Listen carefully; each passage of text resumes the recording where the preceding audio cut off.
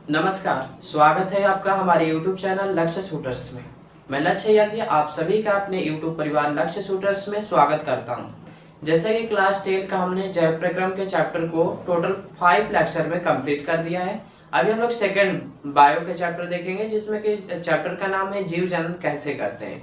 English में बोले तो हाउ लिविंग ऑर्गेनिज्म रिप्रोड्यूस, यानी कि कैसे जो लिविंग थिंग्स होते हैं या फिर मतलब कह सकते हैं जीव जितने भी होते हैं उनमें रिप्रोडक्शन कैसे होता है, इस चीज के बारे में हम लोग जानेंगे। सबसे पहले तो मैं आपको बता दूं कि ये लेक्चर लगभग 3 वीडियोस में होगा। कोशिश करेंगे कि मैं सेकंड वीडियोस में ही कंप्लीट कर लूं, लेकिन अगर ऐसा नहीं होता है तो हम लोग तीसरी वीडियोस जरूर प्रोवाइड करेंगे। आपसे रिक्वेस्ट रहेगा कि हमारे चैनल को प्लीज सब्सक्राइब कर लें एवं जो बेल आइकन है उसे प्रेस जरूर कर लें। चलिए आज के टॉपिक को स्टार्ट करते हैं। सबसे पहले हम लोग जानेंगे इसमें कि जनन होता क्या है, क्योंकि चैप्टर का नाम है जीव जनन कैसे करते हैं। जैसा कि पिछले वीडियोस को अगर देखे होंगे तो उसमें सबसे पहले मैं डिफाइन करता हूं अपने चैप्टर के नेम को। जैसे कि विकास चैप्टर को मैंने डिफाइन किया था एंड कह सकते हैं कि यूरोप में राष्ट्रवाद को किया था। फिर ये हमारा लगभग चौथा वीडियोस है जो कि मैं आप लोग के बीच में प्रोवाइड कर रहा हूँ। आपसे मेरा पुनः एक बार स्वागत है आपका हमारे YouTube चैनल में। वही रिक्वेस्ट रहेगा कि प्लीज हमारे YouTube चैनल को सब्सक्राइब जरूर कर लें। अब चलिए हम लोग चलते हैं कि जीव जन्म कैसे करते हैं, हाउ रिप्रोड्यूस ऑर्गेनिज्म या फिर लिविंग ऑर्गेनिज्म। ठीक है, तो सबसे पहले हम लोग देखेंगे कि जीव जन्म कैसे करते हैं। जनन का मतलब क्या होता है, रिप्रोड्यूस या फिर कह सकते हैं रिप्रोडक्शन। अब एक सवाल उठता है भैया कि आप लोग देखे होंगे कई बार, देखिए बुक से कुछ बाहर भी पढ़ते हैं और कुछ बुक से भी पढ़ते हैं, क्योंकि पढ़ाई एक ऐसा साधन है जो कि हम लोग को कह सकते हैं कि इसमें बैलेंस रहना चाहिए, मतलब हमें कोरिलेट करना चाहिए ताकि हमें अच्छे से समझ में आ सके। आई होप, मुझे आशा है कि आप लोगों को मेरा साउंड क्लियर होगा एंड मेरी जो वीडियोस है वो क्लियर दिखाई पड़ रही होगी। अब चलिए सबसे पहले मैं कह दूं कि जो जनन होता है इसका मीनिंग होता है रिप्रोडक्शन। ठीक है, अब एक प्रश्न आता है कि आखिर मैं रिप्रोडक्शन लिखा क्यों, जबकि पढ़ तो हम लोग हिंदी मीडियम में रहे। उससे मेरा कोई मतलब है नहीं है, मैं समझाने के लिए आपको लिखा रिप्रोडक्शन। मैं बताना चाहता हूं कि भैया इसमें आता है एक शब्द जो कि RE होता है, और आप लोग जानते होंगे कि री का मतलब होता है पुनः, अर्थात प्रोडक्शन पुनः करना या फिर कह सकते हैं अपनी जनसंख्या में वृद्धि करना, है हमारा क्या कहलाता है, रिप्रोडक्शन कहलाता है, या फिर कह सकते हैं जनन कहलाता है। एक और चीज है, आप लोग मोबाइल का रिचार्ज करते हो, रिचार्ज का मतलब क्या हुआ, पुनः चार्ज करना, या फिर मतलब कह सकते हो कि उसको पुनः प्रक्रिया में लाना ही हमारा क्या कहलाता है, रिचार्ज कर लो, रिप्रोडक्शन कर लो। दूसरा चीज एक कह सकते हो कि जनन वो भी क्रिया है जो कि अपने जैसे जीवों को क्या करता है, वृद्धि करता है। अब फॉर एग्जांपल अगर मनुष्य है तो मनुष्य अगर मतलब रिप्रोडक्शन करता है, मतलब कि जनन होता है, तो उसका मनुष्य ही मतलब कह सकते हैं कि बच्चा होगा। ऐसा तो थोड़ा ना कि जानवर पैदा हो जाएगा, नहीं। तो इस चीज को भी मतलब हमने डिफाइन किया हुआ है। चलो सबसे पहले हम लोग देखते हैं जनन होता क्या चीज है। जनन को मैंने डिफाइन किया कि अपने जैसे संतति की उत्पत्ति करना भी जनन कहलाता है, यानी जैसे हम है वैसे ठीक किसी चीज की उत्पत्ति करना या फिर मतलब अपने पुत्र का जन्म देना ही जनन कहलाता है। समान संतति, संतति का मतलब होता है औलाद, मतलब कि समान, और समान का मतलब होता है अपने जैसा। अब चाहे गाय हो तो गाय के जैसा करेंगे, फिर मतलब जो भी हो लिविंग ऑर्गेनिज्म जितनी भी है सब अपने जैसा ही करते हैं, बिकॉज क्योंकि ये होता है जीन या फिर कह सकते हैं DNA का प्रभाव। ठीक है, DNA और जीन के बारे में आगे क्लासिफाइड करूंगा या फिर कह सकते हैं मैं विस्तार से बताऊंगा। ठीक है, इसी जनन को ही मैंने लिखा कि वह प्रक्रिया जिसके द्वारा जीव अपनी संख्या में वृद्धि करता है उसे भी हम लोग जनन ही कहते हैं। यानी कि इसी वीडियोस में मैंने 2 डिफिनेशन बता दिया जनन के। पहला, समान उत्पत्ति करना भी जनन कहलाता है, एंड संख्या में वृद्धि करना किसी लिविंग ऑर्गेनिज्म का भाई विस्तार तो होना चाहिए। जैसे आपको पता होगा कि पहले हमारे पास या फिर हमारे भारत में जनसंख्या कम थी, बिकॉज क्योंकि मतलब कह सकते हैं कि सेक्सुअली मतलब कांटेक्ट कम होते होंगे, और अभी वर्तमान में हम लोग 140 करोड़ हो गए हैं। तो ये यहाँ पे ये दिखाता है कि हमारे लिविंग ऑर्गेनिज्म जितने भी है, मतलब कह सकते हैं कि ह्यूमन की बात कर रहा हूँ, इन्होंने एक्टिव दिखाया, अपनी क्रिया को सक्रिय बनाया, जिससे कि हमारी जनसंख्या क्या हुई, बढ़ गई। ठीक है, अब नेक्स्ट चलो। अब सबसे बड़ी बात होती है जनन। जनन कितने प्रकार के होते हैं, देयर आर 2 टाइप। जो जनन होता है, जो रिप्रोडक्शन होता है, 2 प्रकार का होता है। इंग्लिश बोले तो सेक्सुअल एंड एसेक्सुअल, या फिर हिंदी बोले तो लैंगिक और अलैंगिक। इन दोनों में देखते हैं कि क्या मतलब होता है लैंगिक और क्या होता है अलैंगिक। देखिए मैं छोटी सी बात में बताने की कोशिश किया हूं कि लैंगिक जनन जो होते हैं या फिर कह लो सेक्सुअल रिप्रोडक्शन जो होते हैं, इंग्लिश में उसी को कहा जाता है सेक्सुअल रिप्रोडक्शन एंड हिंदी में कहा जाता है लैंगिक जनन। लैंगिक जनन जो होते हैं जिसमें दो जीवों की आवश्यकता होती है, यानी मेरे कहने का मतलब है वैसा जनन या फिर वैसी जनन की क्रिया, वैसी रिप्रोडक्शन की क्रिया जिसमें दो पेरेंट्स हों, यानी मेरे कहने का मतलब है कि उसमें मेल एंड फीमेल दोनों की आवश्यकता पड़ती है। ध्यान देना, लैंगिक जनन जो होता है उसमें मेल एंड फीमेल दोनों की आवश्यकता पड़ती है। अब कहोगे सर वाई, यानी कि जरूरत क्यों पड़ती है? बिकॉज बाबू, क्योंकि नर के पास क्या होता है, नर युग्मक होता है एंड मादा के पास क्या होता है, मादा युग्मक होता है। कुछ इतने भी अभ्यर्थी तेज होते हैं जो कि मुझसे प्रश्न खड़ा कर देते हैं, जैसे अगली वीडियोस में किसी ने किया हुआ था, अब मिस श्रुति शायद नाम था, अब यूट्यूब चैनल चलाते हैं तो यूट्यूब का नाम तो यही था।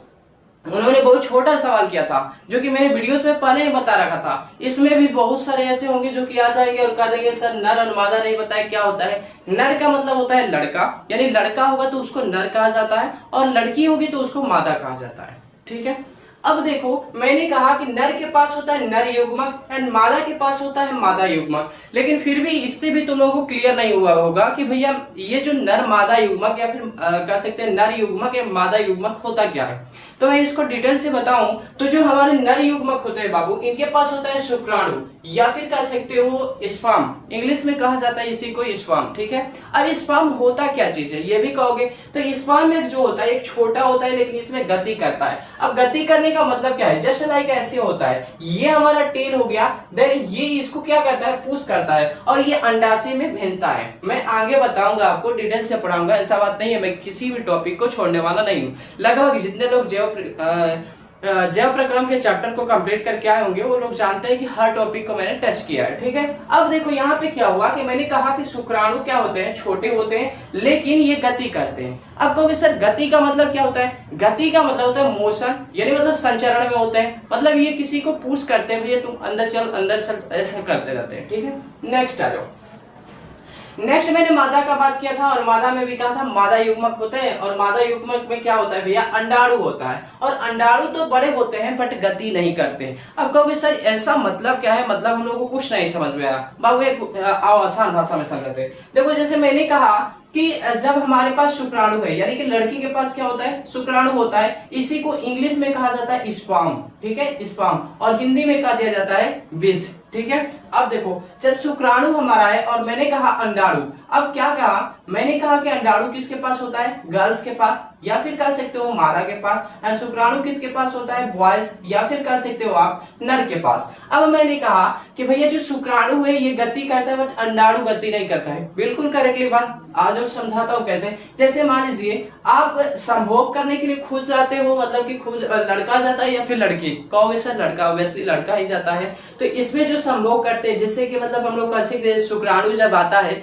तो ये मतलब अंडा आपके पास, अंडाणु आपके पास थोड़ा ना आता है, शुक्राणु बल्कि जाता है लड़की के पास, जिससे कि क्या होती है। अब यहाँ पे देखो जब शुक्राणु, यानी कि यहाँ पे मैं लिख देता हूँ, जब शुक्राणु और कह सकते हो शुक्राणु प्लस अंडाणु मिलते हैं तो इस प्रक्रिया को कहा जाता है, अंडाणु जब मिलेंगे तो इस प्रक्रिया को कहा जाएगा निषेचन, या फिर जो इंग्लिश होता है उसको कहा जाता है फर्टिलाइजेशन। ठीक है, प्लीज कोऑपरेट दिस बिकॉज क्योंकि मैंने लगाया हुआ है जिसके कारण मैं अच्छे से लिख नहीं पाऊंगा। ठीक है, अब देखो एक चीज मैंने कहा कि शुक्राणु प्लस अंडाणु क्या होते हैं भैया, हमारे निषेचन करते हैं। अब कोई ये पूछे कि निषेचन विधि होती क्या है, फर्टिलाइजेशन विधि होती क्या है, तो इसमें सिंपल बताना है कि जो नर होता है, नर का शुक्राणु यानी कि नर का नर युग्मक प्लस मादा युग्मक इक्वल टू निषेचन। आई होप, मुझे आशा है आप लोगों को लगभग समझ में आ गया होगा। अगर प्लीज समझ में नहीं आया हो तो आप वीडियोस को 2 बार 3 बार जरूर देख लेना। ठीक है, अब यहाँ पे मैंने कहा कि जो हमारे नर युग्मक होते हैं और मादा युग्मक होते हैं, जब ये दोनों मिलेंगे, मतलब जब कह सकते हैं ऐड होंगे, जब मिलेंगे, यानी कि मतलब कि अंडाणु और शुक्राणु जब एक साथ मिलता है, दैट मीन्स वही हमारे क्या कहलाते हैं, निषेचन कहलाते हैं। ठीक है, यहाँ तक तो अच्छे से क्लियर हो गया होगा। सेकंड पे आते हैं। अब सेकंड में सबसे पहले मैंने कहा था लाइन बाय लाइन से पढ़ेंगे हम लोग, तो अभी आता है बात हमारा डीएनए का। मैंने आपको पहले भी वीडियोस में बताया था कि डीएनए एंड जीन के बारे में हम लोग डिटेल से जानेंगे। अब देखो डीएनए होता क्या है, डीएनए का फुल फॉर्म जो होता है डीऑक्सीराइबोन्यूक्लिक एसिड होता है। अब इसका काम क्या होता है, ये होता क्या है, क्रोमेटिन धागा होता है। क्रोमेटिन धागा का मतलब नहीं समझ पा रहे हो तो ऐसा देखो, मान लो ये कोई मतलब कह सकते हो स्फेयर चीज है, गोला चीज है, इसमें छोटा छोटा ऐसे ऐसे ऐसे कह सकते हो कि धागा टाइप का रहता है, दैट मींस वही हमारे कहलाता है डीएनए। ठीक है, यहां तक तो क्लियर होगा। सेकंड देखो, क्रोमेटिन धागों में जब कोशिका विभाजन होता है तो ये गुणसूत्र में बदल जाते हैं। अब तो कहोगे सर गुणसूत्र होता क्या है, गुणसूत्र को मैं इंग्लिश में बताऊं, क्रोमोसोम होता है, इसी को कहा जाता है क्रोमोसोम। ठीक है, आई होप मुझे आशा है कि मतलब यहां तक आपको क्लियर होगा। अब देखो गुणसूत्र और मतलब कह सकते हैं क्रोमोसोम दोनों अलग अलग चीज नहीं है, बल्कि सेम चीज है, चाहे वो गुणसूत्र बोलो या फिर कह लो क्रोमोसोम। ठीक है, अब देखो, अब मैंने लिखा जीन। अब मैंने पहले ही बताया था कि जीन के बारे में भी पढ़ना है। अभी जीन होता क्या है, कौन से वाला है जीन भैया, तो डीएनए का छोटा सा भाग ही डीएनए के कह सकते हैं, डीएनए के क्रियात्मक खंड को जीन कहते हैं। मतलब मैंने कहा कि डीएनए का एक छोटा सा भाग होता है, मतलब अगर छोटा सा भाग होता है या फिर कह लो कि जो क्रियात्मक भाग होता है या फिर खंडन होता है, दैट मीन्स वही हमारे कहलाते हैं जीन। और एक चीज देखो, हर लोग जितने भी होते हैं लगभग जीन का ही उनके ऊपर प्रभाव पड़ता है, जिसको हम लोग कहते हैं कि ये जेनेटिकली है। जेनेटिकली का मतलब देखो, अगर मम्मी तेज है, पापा तेज है, तो लड़का भी तेज हो जाता है ऑब्वियसली।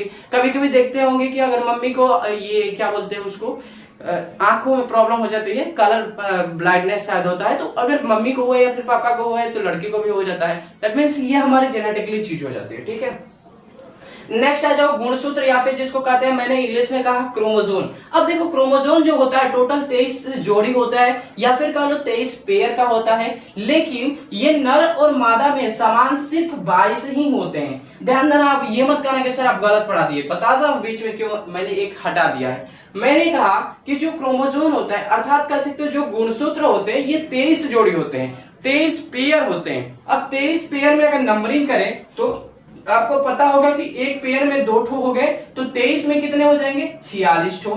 लेकिन मैंने कहा कि नर और मादा में 22 तो समान होते हैं, लेकिन 23वां समान नहीं होता है, बिकॉज क्योंकि यही तो हमारा लिंग निर्धारण करता है। कभी कभी आपको पता होगा, सॉरी माफी, कि आप लोग गांव में देखते होंगे कि बहुत सारे ऐसे आंटी होंगी या फिर मतलब करो भाभियां होंगी, जिनको कि जो उनकी मतलब अम्मा होती है वो बहुत प्रताड़ित करती है कि लड़का नहीं होता है तो मतलब सिर्फ लड़की होती है, ऐसा चीज मतलब सोचने के लिए आता है। लेकिन आज मैं आपको क्लासिफाइड कर दूंगा, यहाँ पे मतलब समझा दूंगा कि भैया कैसे लड़का होता है या फिर कैसे लड़की हो जाती है। ठीक है, इससे जो गुणसूत्र होता है या फिर करो जो क्रोमोसोम होता है, इसी के कारण आपके मतलब कह सकते हैं कि लड़का होता है या फिर लड़की होती है। बिकॉज अब देखो, मैंने कहा कि ये जो गुणसूत्र होते हैं 22 जो नर है या फिर मादा है दोनों में समान रहता है, लेकिन 23वां अलग अलग होता है। अब मैं बता दूं कि जो मेल होता है, यहाँ पे ध्यान से देखना जहां पे मैं लिख रहा हूं, जो मेल होता है मेल के पास एक्स एंड वाई होता है। देन जो फीमेल होती है अर्थात जिसको हम लोग कहते हैं महिला, महिला में दोनों एक्स एंड एक्स होता है। अब एक चीज मैं आपको बता दूं,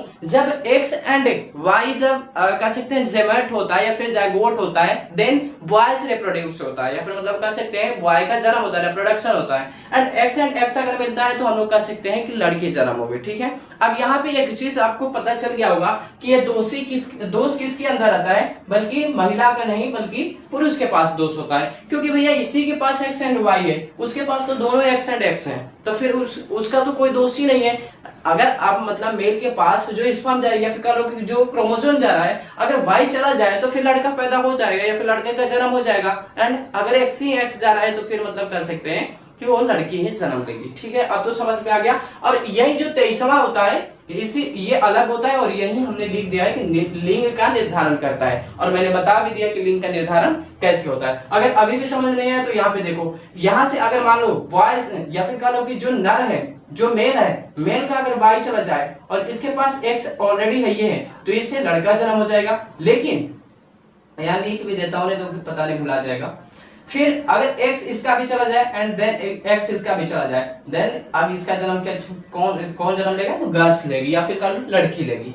अगले देखो, आगे मैंने अब लैंगिक जनन के बारे में डिटेल से बताया हुआ है कि लैंगिक जनन होता क्या है। इसमें दो जनक भाग लेते हैं, इसमें अर्धसूत्री विभाजन द्वारा अगुणित युग्मक बनते हैं। अब देखो, इसमें मैंने तो पहले ही यहीं पे बता दिया था कि भैया जो लैंगिक जनन होगा उसमें दो मतलब जनक भाग लेते हैं, दो पेरेंट्स भाग लेते हैं, या फिर कह लो कि एक नर एंड एक मादा इन्वॉल्व रहते हैं। ठीक है, नेक्स्ट देखो, इसमें लिखा अर्धसूत्री विभाजन होता है और अगुणित युग्मक बनते हैं। दैट मींस क्लियर होगा। ठीक है, अगुणित युग्मकों के मिलने से द्विगुणित युग्मक बनते, बिल्कुल करेक्ट है। अब कहोगे सर अगुणित और द्विगुणित का मतलब ही नहीं समझे। भैया नर का क्या क्या था, शुक्राणु, और जो महिला थी, महिला का क्या था, अंडाणु। अब ये जब दोनों मिला तभी बच्चे का जन्म हुआ या फिर अकेले हो गया, अकेले नहीं हुआ। अब कहोगे सर अगुणित का मतलब क्या है, ई देखो जब तक शुक्राणु न मिले तो अकेला शुक्राणु है तब पर भी अगुणित है, अकेला अंडाणु है तब पर भी अगुणित है। मैं आगे आपको नेक्स्ट बताऊंगा। ठीक है, ये स्लाइड मेरा ऑलरेडी भर गया है। आते हैं हम लोग एक नेक्स्ट स्लाइड लेकर,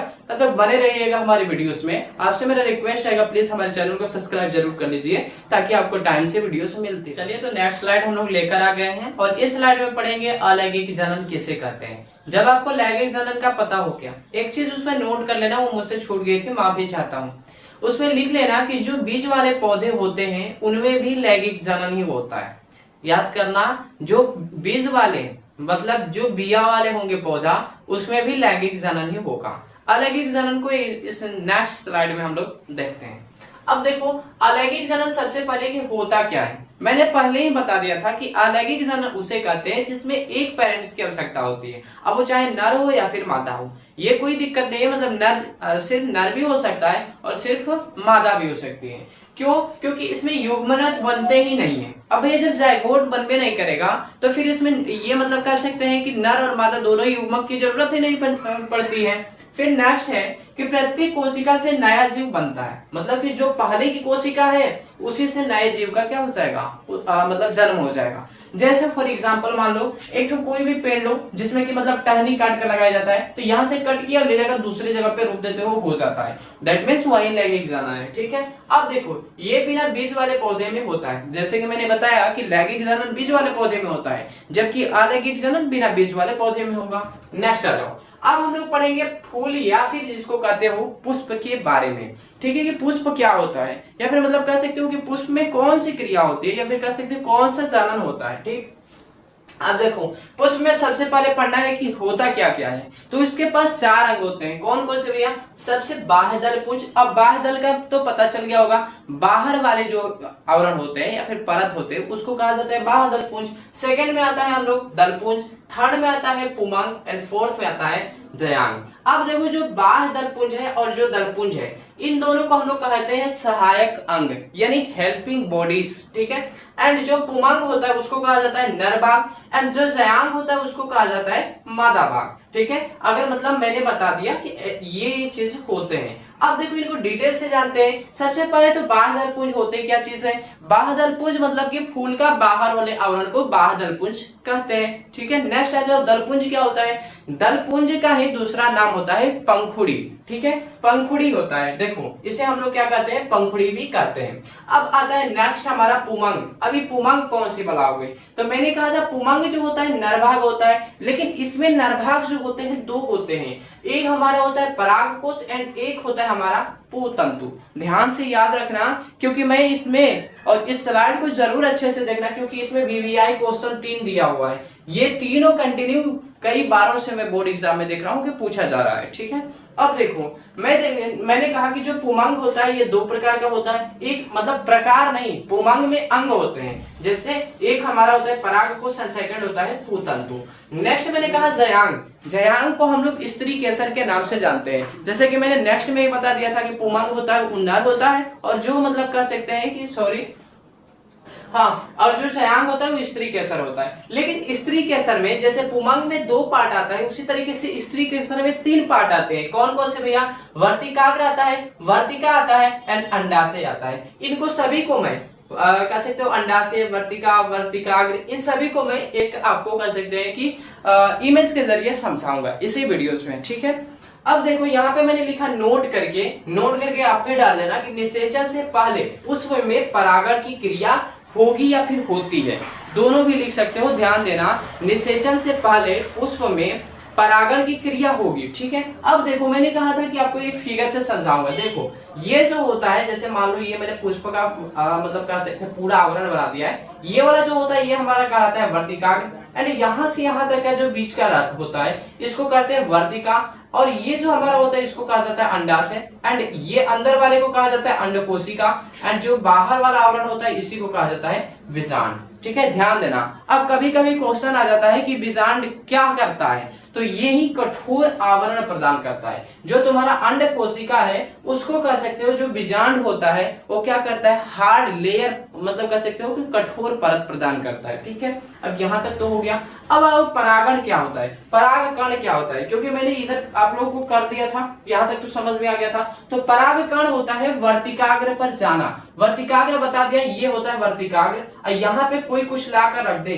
वही, यानी मतलब कैसे कि कोई कुछ नहीं, मैं बर्ड वगैरह की बात कर रहा हूँ। ठीक है, अगर कुछ लाकर यहाँ पे डालती है, यानी कि क्या ला सकती है, वही ना ला सकती हो, दाना वाला चीज कर सकते हो। तो यदि उस चीज को लाकर यहाँ पे रखती है तो उसी को हम लोग कहते हैं परागकण। ठीक है, अब देखो जो परागकण होते हैं दो प्रकार के होते हैं, एक हमारा होता है स्वपरागण एंड एक होता है परपरागण। अब दोनों को हम लोग जानेंगे कि स्वपरागण क्या होता है एंड परपरागण क्या होता है। स्वपरागण में एक ही पुष्प में नर और मादा दोनों होते हैं, इन्हें उभयलिंगी या फिर द्विलिंगी कहा जाता है। अब याद रखना, ध्यान देना, इसमें मैंने स्वपरागण में क्या कहा कि एक ही पुष्प होगा, फूल एक ही होगा, लेकिन इसमें दोनों पेरेंट्स इन्वॉल्व रहते हैं, चाहे मेल हो चाहे फीमेल हो, दोनों लोग क्या रहेंगे इसमें इन्वॉल्व रहेंगे, इसीलिए इसको हम लोग उभयलिंगी या फिर कह सकते हैं द्विलिंगी पुष्प कहते हैं। एंड परागण जो होता है इसमें जो फूल होता है इसमें सिर्फ एक ही रहते हैं, अब चाहे उसमें नर रहे या फिर मादा रहे। ध्यान देना, मैं डिफरेंस बता रहा हूँ, दोनों को नोट करते जाना। एज टू कर सकते हो कि अपना नोट्स तैयार कर लेना। ठीक है, नहीं तो फिर बोर्ड एग्जाम में बाद में मत करना कि सर जो पढ़ाए थे वो तो आया था लेकिन हम लोगों ने नोट्स नहीं बनाया था। अब नेक्स्ट देखो, अब मैंने कहा परागण जो पर परागण जो होता है इसमें क्या होता है, एक फूल में एक ही रहेगा, चाहे वो नर हो चाहे मादा हो, इसलिए इसे हम लोग एक लिंगी पुष्प भी कहते हैं। आई होप, मुझे आशा है कि आप लोग को यहाँ तक अच्छे से समझ में आ गया। अब मैंने VVI 3 दिया जो कि लगातार 3 सालों से पूछा जा रहा है। सबसे पहला प्रश्न, भैया स्वपरागण एंड परपरागण में अंतर बताओ। मैंने अभी बता दिया कि भैया ये जो होता है इसमें नर एंड मादा दोनों उपस्थित रहेगा, जबकि इसमें या तो मादा रहेगा नहीं तो नर रहेगा। इसको हम लोग कहते हैं उभयलिंगी, इसको कहते हैं एक लिंगी, इसको कहते हैं द्विलिंगी। ठीक है, आई होप, मुझे आशा है कि आप लोगों को यहाँ तक क्लियर होगा। सेकंड क्वेश्चन पे आ जाओ, पुष्प में निषेचन की क्रिया को समझाओ। अभी तो मैंने समझा दिया, ये जो समझाया इतना देर से लेक्चर दे रहा था वो क्या समझा रहा था, पुष्प में निषेचन ही तो फर्टिलाइजेशन ही तो समझा रहा था। ठीक है, नेक्स्ट थर्ड, पुष्प अनुदैर्घ्य काट का वर्णन करें। अब इसके बारे में हम लोग थोड़ा सा कर सकते हो कि आप लोग इसको हमारे कमेंट बॉक्स में जरूर इन तीनों का मतलब कर सकते हो आंसर देना, और नंबरिंग डालकर नंबर 1, नंबर 2 एंड नंबर 3। अब एक और चीज देखो, अगर आप लोग करते हो तो ये आपके लिए फायदा है, हमारे लिए कोई मतलब कह सकते हैं कि हमारे लिए कोई इंपॉर्टेंस तो नहीं है, ये सब पढ़ा रहे हैं आपके लिए या फिर अपने लिए। ठीक है, अब देखिए पुनः एक बार हमारा बोर्ड तो भर गया है, लेकिन मैं आपसे कहता हूं कि अब ये जो लेक्चर हमारा है यहीं पे एंड करते हैं। ठीक है, अब आपसे मेरा लास्ट में रिक्वेस्ट रहेगा कि आप हमारे वीडियोस को प्लीज पूरा और पूरा देखें एंड पूरे टॉपिक को अच्छे से क्या मतलब कह सकते हैं सावधानी पूर्वक पढ़ें, ताकि आप बोर्ड एग्जाम अच्छे से अच्छे नंबर लाकर पास कर सकें। आपसे एक ही रिक्वेस्ट रहेगा, कोई हो या ना हो आपके साथ, मैं लक्ष्य कि हमेशा आपके साथ मिलूंगा, तो हमारे चैनल को प्लीज सब्सक्राइब कर लेना, हमारे जो बेल आइकन है उसको प्रेस जरूर कर लेना। मिलते हैं एक नेक्स्ट वीडियोस में नेक्स्ट टॉपिक के साथ, जिस टॉपिक का नाम है नर एवं मादा जनन, वो भी ह्यूमन का, यानी कह सकते हो ह्यूमन में जनन कैसे होता है या फिर कह सकते हो मनुष्य में जनन कैसे होता है, उस टॉपिक पे। तब तक के लिए जय हिंद, जय भारत, जय बिहार।